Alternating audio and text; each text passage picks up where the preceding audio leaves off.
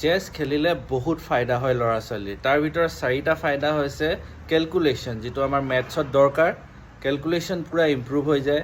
Imagination, যিসকল আৰ্টিষ্টৰ নিচিনা মানুহ তেওঁলোকৰ কাৰণে ইমাজিনেশ্যনটো বহুত দৰকাৰ। তো চেছ খেলে ইমাজিনেশ্যনটো একদম বুষ্ট কৰি দিয়ে। তাৰপিছত ষ্টেমিনা যিটো মেণ্টেল ষ্টেমিনা, এইটো বহুত দৰকাৰ। ল'ৰা ছোৱালী 5 মিনিট বহি থাকিব নোৱাৰে আজিকালি, কিন্তু চেছ খেলিলে 5 মিনিট কি ঘণ্টা জুৰি ঘণ্টা বহি থাকিব পাৰিব। ধৈৰ্য শক্তি বহুত বাঢ়ি যায়। আৰু এইখিনিৰ পাছত 4 নম্বৰটো হৈছে মেণ্টেল এক্সাৰচাইজ।